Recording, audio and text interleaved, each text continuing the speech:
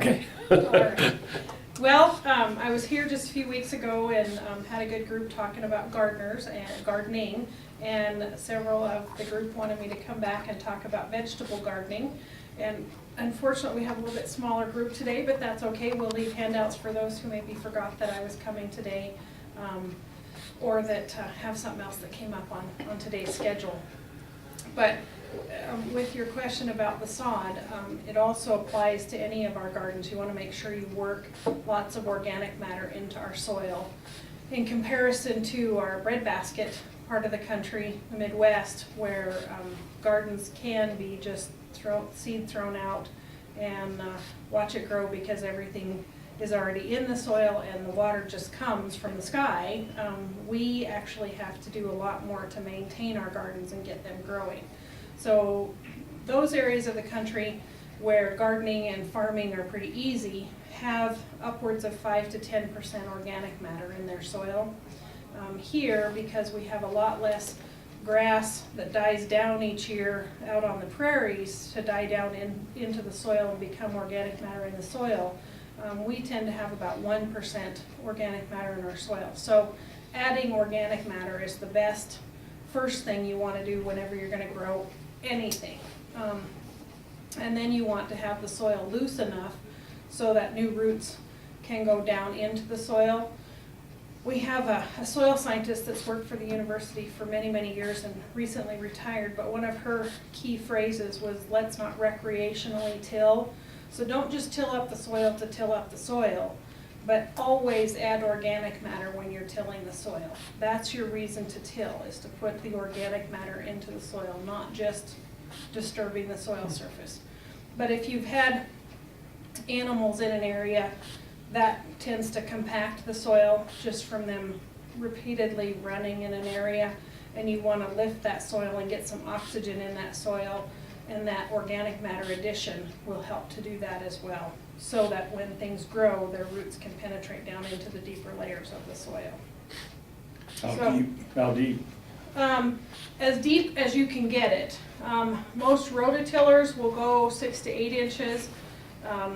A plow, if somebody was using your agricultural plow, would go down somewhere in the neighborhood of 12 to 18 inches in good soil until it hits a hard pan. But a lot of times those agricultural areas will have what's called that hard pan at the base of where the depth of the plow would go, and we need to get through that deeper layer where there is a crust or a heavy compacted layer developing, so that water and oxygen and plant roots can get into the deeper layers of the soil. So the answer is as deep as you can get it with the equipment you have. The other method besides a rototiller is to do it by hand, and as senior citizens, double digging is probably something that's labor intensive and labor prohibitive. But if you've got young people that can help you with a project, double digging is to dig down one shovel layer full and set that soil aside and dig down one more layer and begin mixing in the under layer of the soil, and then you put back the top layer and mix in organic matter so that you get 2 shovelfuls down in the soil, and that tends to break up some of that compaction in a little bit lower layers of the soil. The handout that I've given you is put together by one of our University of Wyoming horticultural specialists. At the time she put this together, she was our only horticulture specialist at the University of Wyoming for Karen Panter. And gardening vegetables in Wyoming is something that people have really been hungry for information on for quite a long time. It's been, well, before I went to college in the 80s, there was a horticulture specialist on staff at the University of Wyoming, and until she came on board in the late 90s or early 2000s, there wasn't another horticulture specialist on campus. And so many of the publications that were put together by Jim Cook before I went to college were then kind of out of date and needed updating when she came on board. And this is one of the first ones that she did get put together for us and gardeners here in Wyoming. And there are several different sections of this. I can go about it by answering questions that you all have, or we can go through and look at the different vegetables that you can grow here in Wyoming. The beginning portion of the handout is kind of how to get started and what kinds of things to think about having in place in order to succeed in Wyoming. One of the things I see that she has at the beginning of this publication is windbreaks. And again, the Midwest, you wouldn't have to think about putting windbreaks in place in order to have a successful garden.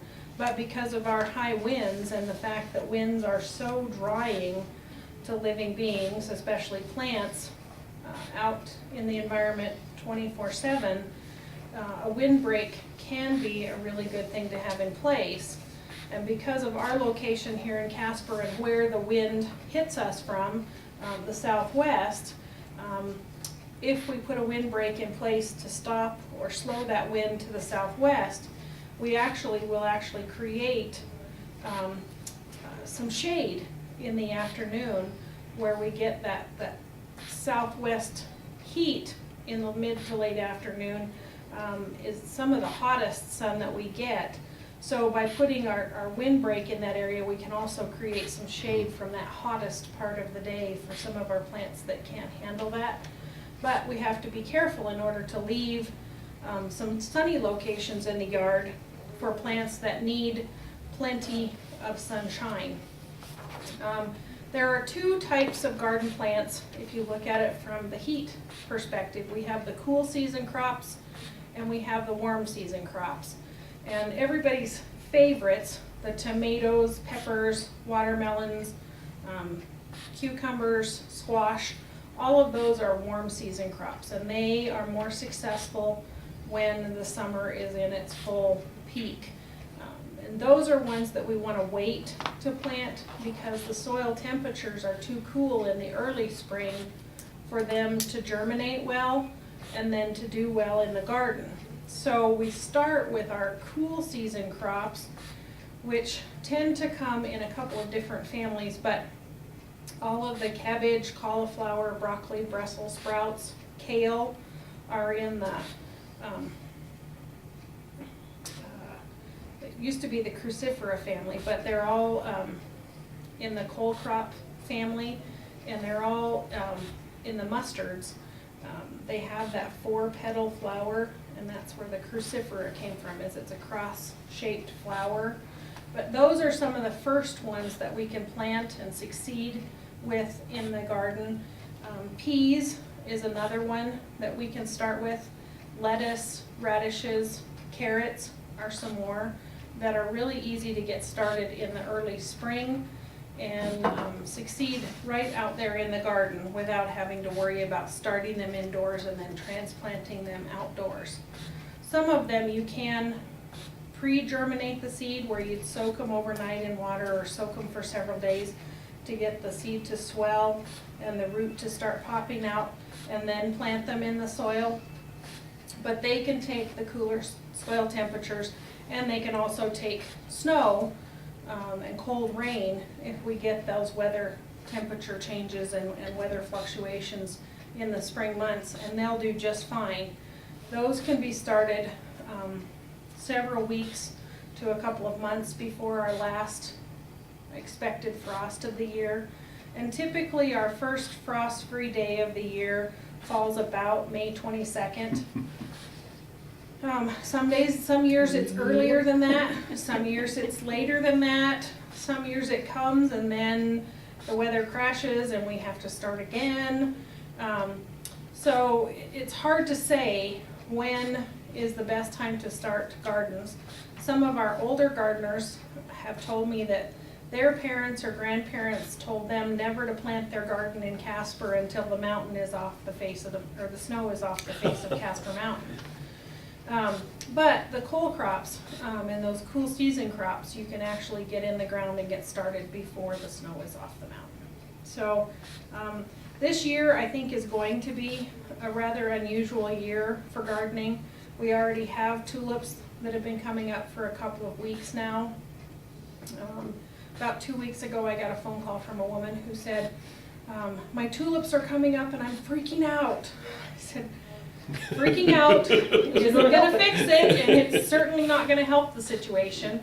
And really the only thing that you can do is to pack them in ice until it's time for spring to happen. And are you really going to do that every day until you decide that spring is okay to happen? Mother Nature has a tendency to know when it's okay to kind of start those things up, and it gives us that first burst of color, and we get to enjoy spring for what it is. But those tulips can handle quite a bit of cold temperature if we get cold temperatures, and they'll come through it pretty much okay. Usually what happens is the rabbits or some other critter finds the blossoms and they eat them off if they have cold temperatures, rather than anything with the cold temperature freezing anything in the bulbs family.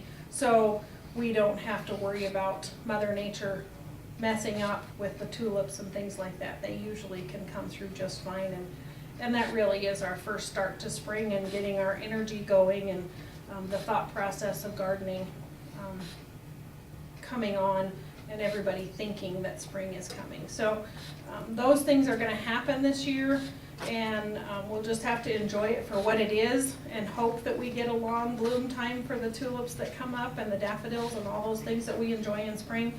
But there's nothing we can do to slow down Mother Nature once she gets itching to get started. Unfortunately, the weatherman and Mother Nature don't always agree on when things should get started, and they certainly don't coincide with what all we would like to have happen. But not a lot we can do once things do get started. I wanted to ask you, in the publication it says it's concerning water, excuse me, water. It says water is possibly low in quantity and poor in quality. Is that rainwater or tap water or both? Tap water, mostly for people in a rural setting. When you live in an urban setting, our water supply has to meet certain quality standards in order to come through the pipelines into our faucets and such at home.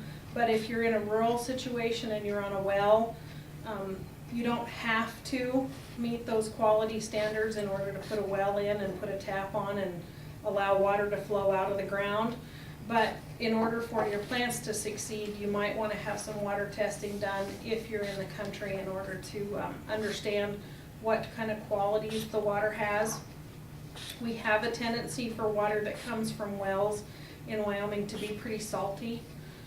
And there are several different chemicals that make up salt, not just the sodium chloride that we think of as table salt, but there are a couple different chemicals that can bond together in our water and come up as salt in a soil test. And they test that by the electrical conductivity.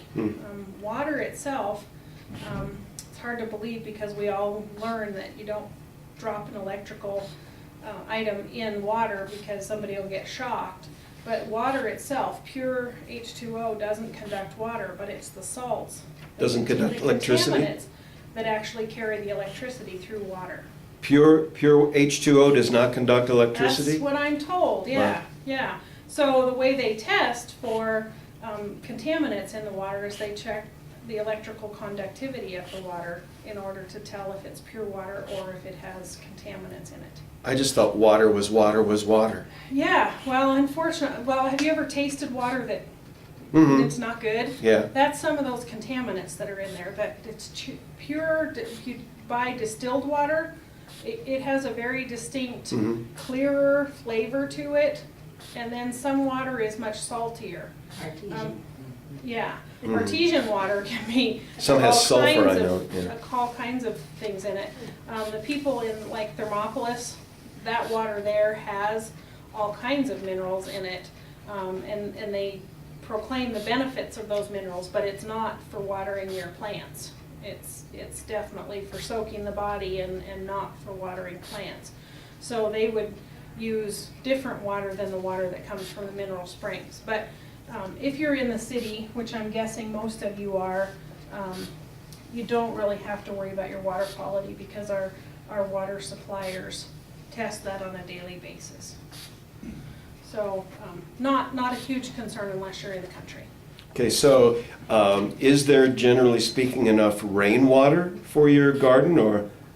No, there is a latitude line that runs through North Dakota, South Dakota, Nebraska, Kansas, I believe down into Oklahoma. It's called the 100th meridian. East of the 100th meridian, there is way more rainfall that falls, and west of the 100th meridian, until we get to the west coastline, it's very dry part of the country. And we consider central Wyoming to be a high plains desert. So we are high in elevation, so we kind of are considered mountainous in our regions, although we're not really on the mountain. We're down on the plains here in Casper itself, other than the people that live on Casper Mountain.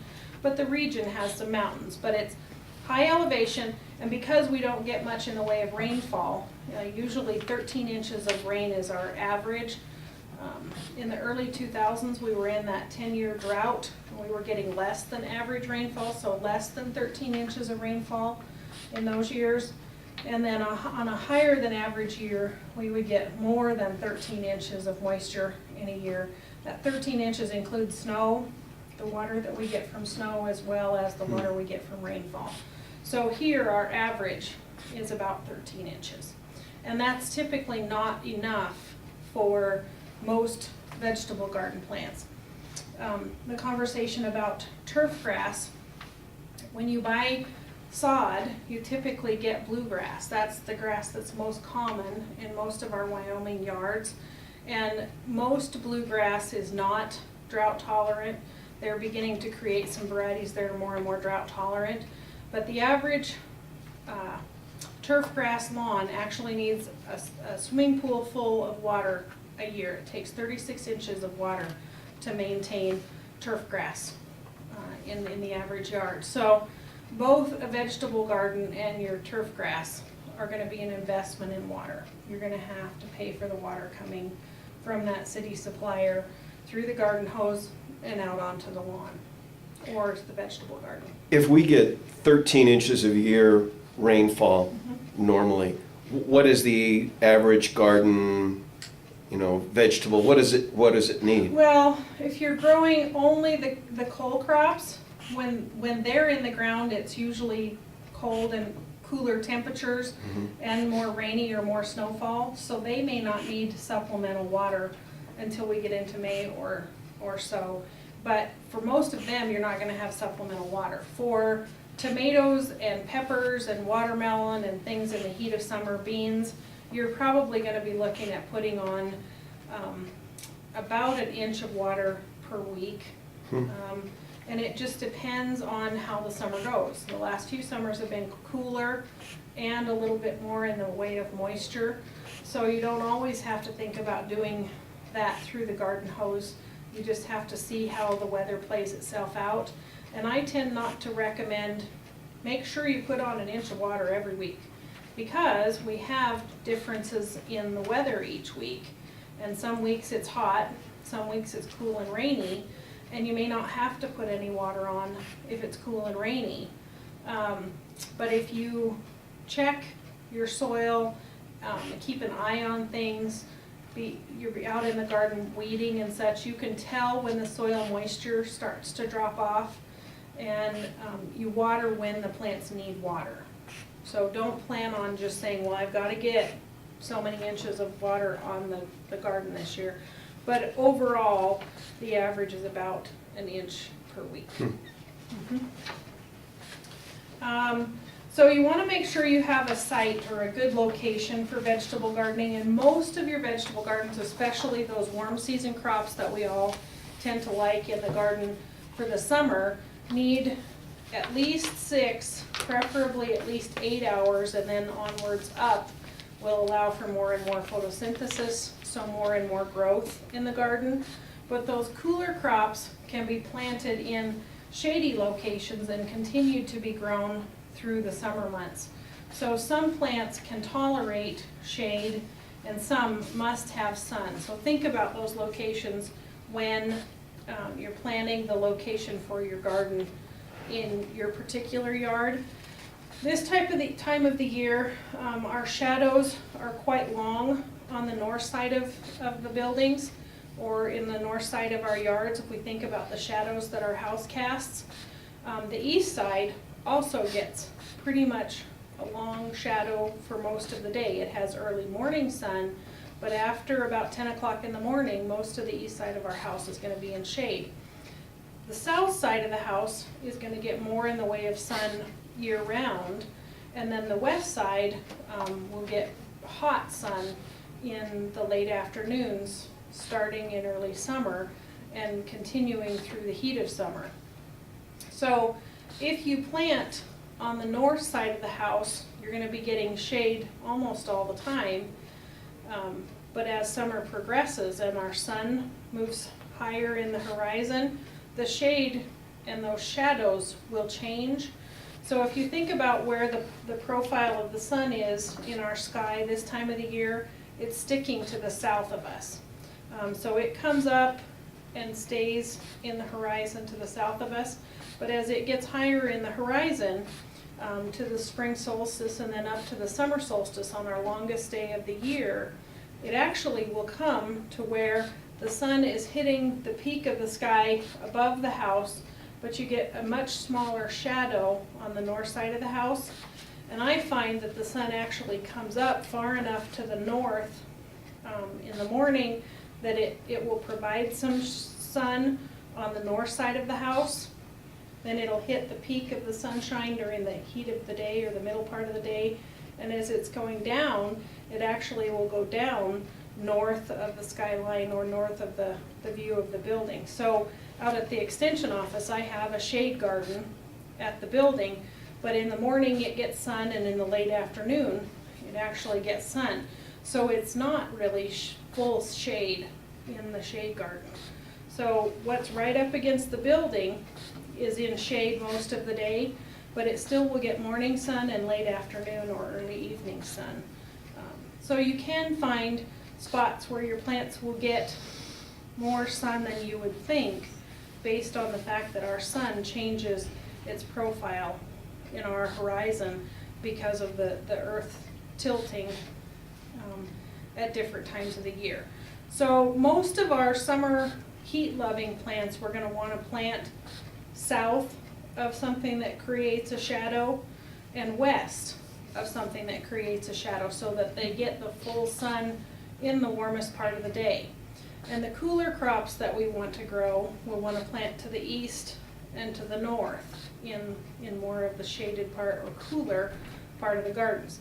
And the yard will actually stay cooler, and the moisture will not quite evaporate away as much on the north and east sides of the yard as well. So if you're trying to kind of keep water to the minimum on plants, you may want to plant them to the north and east as long as they're getting plenty of sunlight. And then if you're planning to get plenty of sunlight on things, and you know that you can invest plenty of water to keep things cool and hydrated through the middle part of the summer, then you'll want to plant to the north and east of the structure. So this booklet was put together. It's an alphabetical listing from page 7 on of the different vegetables that will grow in Wyoming. And I'm not actually as well versed in vegetable gardening as some other horticulturists. I have probably attempted most of them, but not necessarily all of them. I don't think I've ever grown Brussels sprouts unless it was when I was a kid. And I've never succeeded with broccoli and cauliflower in the garden. Getting something that really looked like that head of broccoli or head of cauliflower that we're used to picking up at the grocery store. But many of the other vegetables, I'd be glad to answer specific questions if anybody has questions about what they are interested in growing in the garden.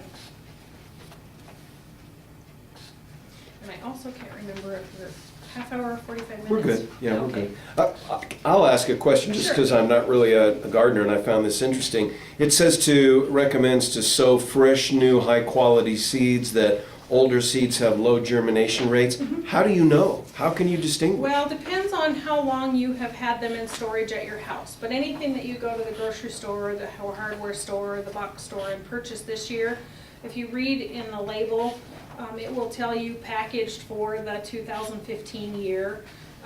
Almost any garden seed that you're going to find on the market now is going to be packaged for the coming garden season. People really don't keep seed around in the retail trade because it does age. What happens is that little seed embryo, the little baby plant inside that seed begins to dry out. And over time, after the loss of so much moisture, it can't recuperate enough because it's dehydrated.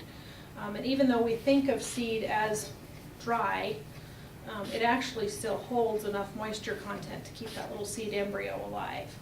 But over time, individual seeds will die off, and the way to test that is to take a paper towel and get it moist, and then put 10 seeds in the paper towel, fold it over so they're in between a layer of paper towel, put it in a Ziploc baggie, and put it like up on top of your refrigerator where you put bread to raise, a little bit warmer spot, and leave it there. And after so many days, depending upon what it is, it'll tell you on the packet, these will germinate in 7 to 10 days. So start checking them in a week or so, making sure that it doesn't dry out in the meantime. You want to keep that paper towel wet, but that's why you put it in a sealed Ziploc baggie so the moisture stays in. They start to germinate, and eventually you find that 8 of the 10 seeds germinate. You've got an 80% germination rate. So you may want to seed a little bit heavier to get 80% germination rate and have success with the plants.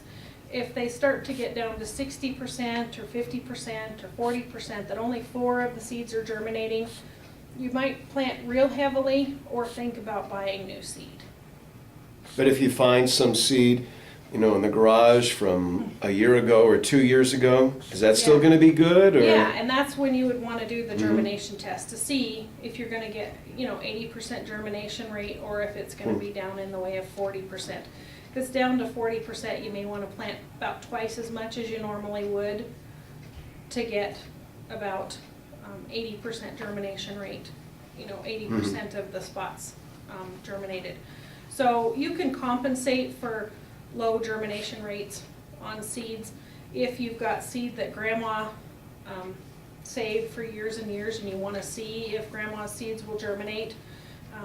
It's amazing to me in research that they do on archaeological sites. Oftentimes they will find what they call caches of seeds that were stored in pottery jars or things like that, rawhide bags, and they'll often find high germination rates because the soil moisture around that spot kept the seed well enough hydrated that the seeds have not germinated or not dried out and died. I was going to say, because as a kid growing up, I don't remember the folks buying seeds. Yeah, every year they probably saved seed from their own garden, and I don't know that they would have saved the leftover seed from what they planted. Raised on a farm, yeah, I have no but idea. every year they gathered seed and they used some of what they grew as food, and then they saved seed for the next year. So we've gotten out of the habit of saving seed for the next year. But they would probably not have kept seed that was 2 or 3 or 5 or 10 years old unless they kept it in the root cellar or someplace like that, so that it was kept cool and moist so that it would germinate into the future.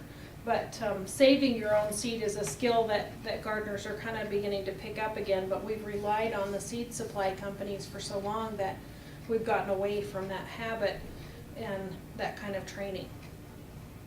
Does it matter where you get your seeds? I mean, is a nursery as opposed to a retail store or anything like that? You want to make sure that they're going to germinate within our growing season. One of the other key numbers to know when you're gardening in central Wyoming is that our growing season is somewhere around 90 to 120 days long. If we get a real long summer, we can count on 120 days, but I wouldn't say we can count on 120 days most years. So you don't want plants that are gonna require 120 days or more to get to maturity. You wanna probably plant things that are a much shorter growing season. With things like peas and beans, we usually tell people to get things that are a 70-day growing season.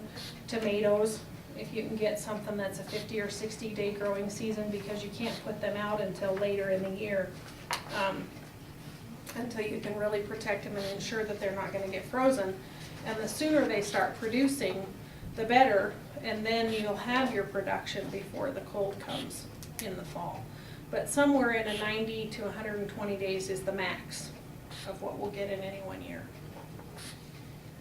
So as long as your plant will grow and reach maturity in that time period, it's probably okay to try. And lots of gardeners do experiment. One year they'll grow white eggplant, and the next year they'll grow purple eggplant, and the next year they may grow a lavender eggplant. So people do experiment with all kinds of different things. And also you may decide that one year for some reason you want to grow tomatoes for salsa. You're going to can a lot of salsa in the fall. But one year you may be knowing that you're going to have a big party and you want to make a lot of spaghetti, so you may want to grow tomatoes that are better flavored for spaghetti sauces. And so you may want to do some research into the items that you want to preserve at the end of the growing season and grow for that type of product. Mm-hmm. So there are different flavors in the different tomatoes and the different peppers that will get a different flavor in the end with whatever it is that you put up from the garden. If you would like to introduce maybe your grandchild or child to gardening, what's a good thing to start with that's easy to take care of, that's going to have some pretty good results and things like that? I like to start things like peas out in the garden because they don't transplant very well, but if you're going to get started and get the kids, in the dirt, playing in the mud, but out in the garden, peas are one that you can start because it's a big seed. Little fingers can get a hold of them. They can help poke them in the ground.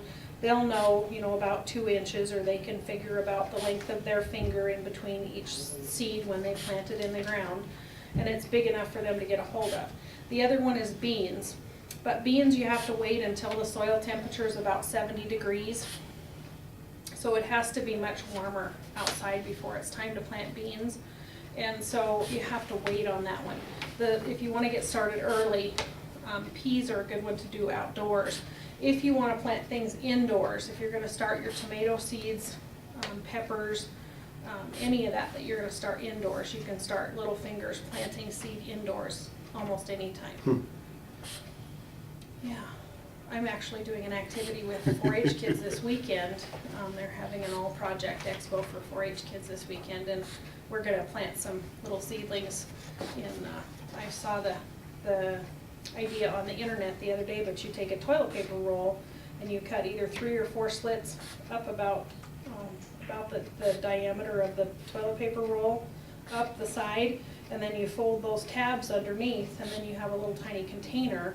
You fill it with soil and then plant the seed in the top of it, and then you can just plant the whole thing out into the garden once they've germinated and the temperatures outdoors are warm enough. So yeah, I need to get seed bought this week to do that with the little fingers. Mm-hmm. Yep. Yes? Now, I can't get up and down to do garden, so last year my sister bought me a standing garden type thing, and I'm very much novice at this. Okay. I did not do real well. So should my rows be the length of it, or would it be easier to do? It depends More on things. which way it sets in your yard. Typically, we say the rows should be north and south so that the sun will shine down the rows rather than having it run across and one row of plants shading the other row of plants. You definitely don't want your corn on the south shading your peppers Plant and corn in that? 'Cause that's- that situation's a little bit different because you're raised and you have the air underneath Right. it. So you probably don't want to put corn in there, but you don't want the tallest plants on the south side with your shorter plants to the north. But if you plant in rows running north and south, you won't have so much trouble with the shade. Okay, another question for that, sorry to take everybody's time. No, it's No, okay. no, no. I put really good dirt in there and Compost? compost, I think it was, 2 different type of things Mhm. my sister bought it. Do I have to take that all out and start again? Nope. Since it has some through Yeah. it? It's still You okay? probably want to add some more because the plants actually will take up some of the nutrients and some of it breaks down over time. So you'll have to add organic matter again. You may or may not have soil in that contained bed because it came out of a bag. So unless you bought something that said soil on it, you may not have sand, silt, or clay, which is the actual soil makeup. But you probably have something that's real high in organic matter, which will have lots of nutrients in it, but it does break down over time and it does compact. So you probably have to add to that.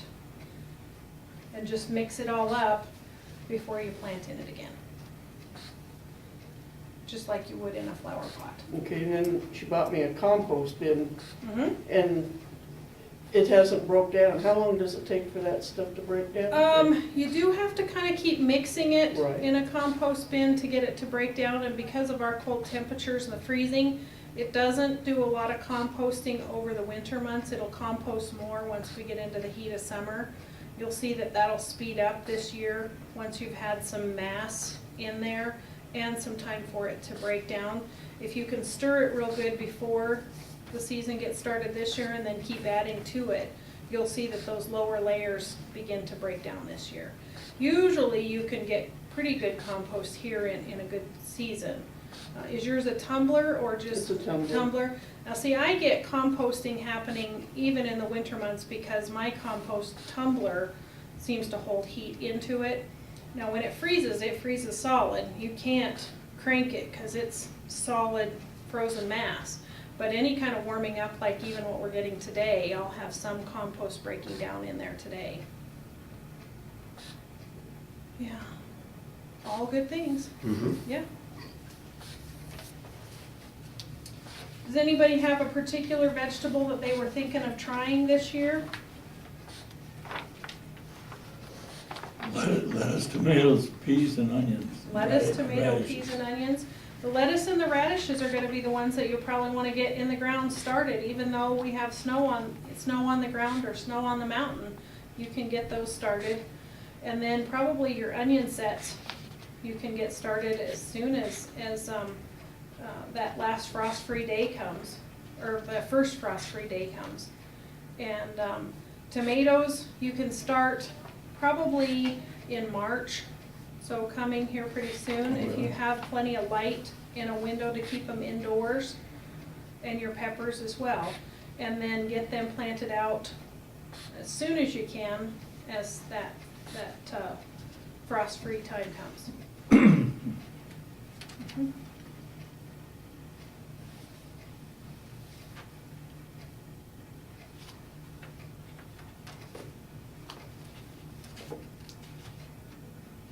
Did we cover it all? I guess so. I guess so. Okay, thank All you. right, well, feel free to call me at the extension office, 235-9400, if you have any further questions, and I'd be glad to answer any questions that come.